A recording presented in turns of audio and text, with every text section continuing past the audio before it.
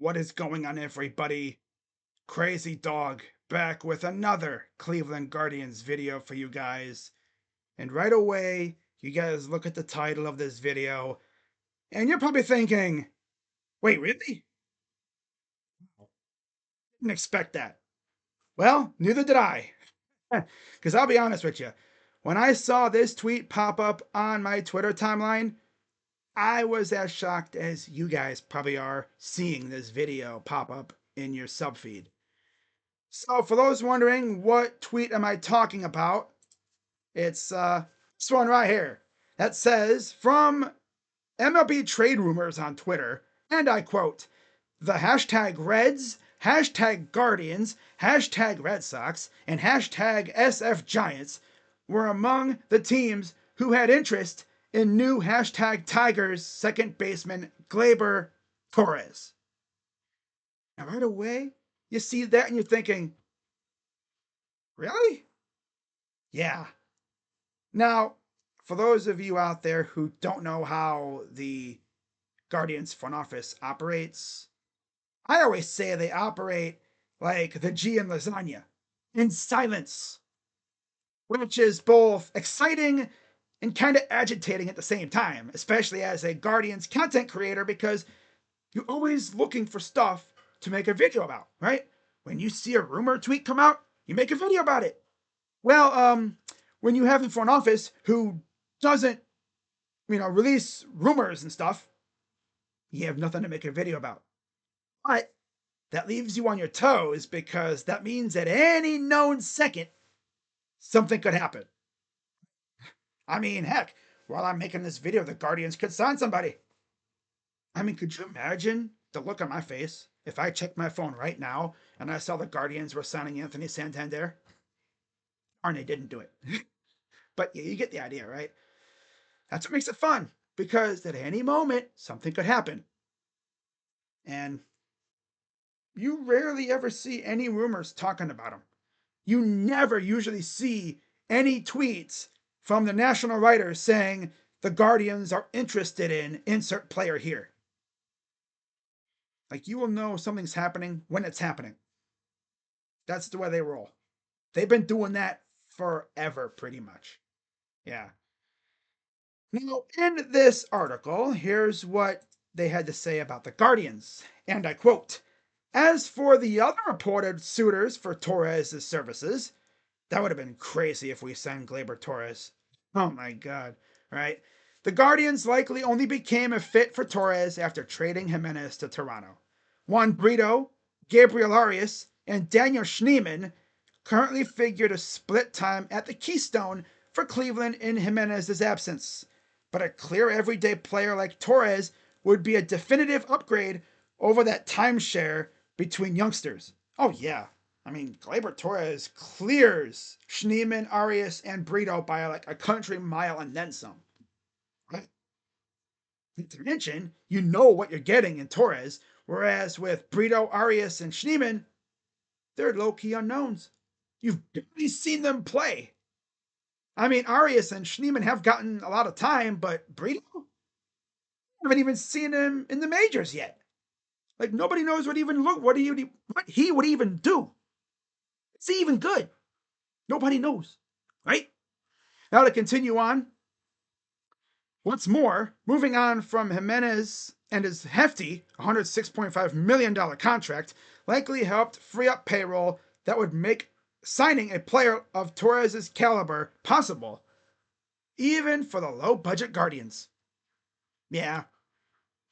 The notorious penny-pinching Guardians signing someone like Torres to a pretty hefty contract would shock everybody. But coming off an ALCS appearance, yeah, we would love it. Because they're spending money. Let's go. Because I mean, they don't usually spend. Although I will say they have been spending some money this year. Look how much they paid for Santana and Bieber too, right? I mean, they only paid Hedges $4 million. Ooh, $4 million. Ugh. But look how much they gave Shane Bieber, right? And Santana to bring him back. It's progress. Love to see it. Now, again, to wrap up this little piece of the article, got to remember where I was. With Torres now off the market and headed to a division rival, of course, it's entirely feasible that the Guardians could now pivot to another second base option available in free agency like Jorge Polanco or Whit Merrifield. Especially two guys that used to absolutely torment the Guardians when they played in the AL Central. Of course, Polanco with the Twins and Merrifield with the Royals. So again, we'd be trying to do like what we did with Eddie Rosario, right? Bring in a guy who used to torment us and try to see if they could do that for us instead of against us. Now, as with Eddie, it didn't really work out. We ended up trading him to Atlanta for Pablo freaking Sandoval, who what spent 10 minutes on the Guardians, then we just got rid of him. Man, now you look at Polanco and Mayfield, right? Last year, Polanco 1.3 WAR, 417 at bats, 89 hits, 16 homers, 213 batting average. Not too bad. 43 runs, 45 RBIs, 4 stolen bases. All right. 296 on base percentage, 355 slugging, 651 OPS, and a 93 OPS plus. Whereas with Merrifield, although he's barely played since he left Toronto, really, he's been more of like a platoon guy, utility man off the bench. Not to mention he's 35. God, he's already 35. Damn. Time flies. But yeah, Whit Merrifield last year, 0.3 WAR, 293 at bats, 65 hits, 4 homers, 222 batting average. So not great. 44 runs, 15 RBIs, 17 stolen bases, 311 on base percentage, 314 slugging, 625 OPS, and a 76 OPS plus. Now, obviously, we know how good Whit Merrifield can be. And look how good he was in Kansas City, right? Like I said, that dude would torment the hell out of us with Kansas City. Same thing with Jorge Polanco on the Twins. Look at how good he was on Minnesota before they sent him to Seattle. Well, before he went to Seattle. I can't remember if he was traded or if he went as a free agent, but yeah, honestly, I mean, I wouldn't mind either one because let's be honest, Polanco, even though he does have shortcomings on defense, he would bring a nice to the order, right? And he can play short or second, so that's good. And then with Whit Merrifield, he plays second and outfield. Kill two birds with one stone. I'd be down for that. You could put him on the bench as like a utility man, you know? I'd be down for that. Maybe they could find a fountain of youth too, right? Get him back to his Kansas City Royals days, right?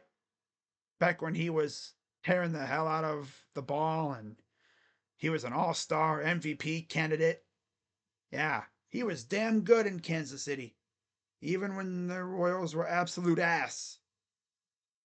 He was one of the lone bright spots. I mean, I remember Guardians fans every year wanted us to trade for him. But obviously the Kansas City Royals weren't going to trade him to a division rival. Hell no. Especially a Tito Francona-led one. Nah, they weren't going to do that. But now we have a chance to. I mean, hey, why not, right? Yes, he is old, but still probably give us a couple dingers every once in a while, maybe make some plays at second base. Couldn't hurt. I mean, honestly, I'd rather have old man Merrifield at second base than Daniel Schneemann. Right? Or even Arias. Brito, again, I don't really know what to expect from him.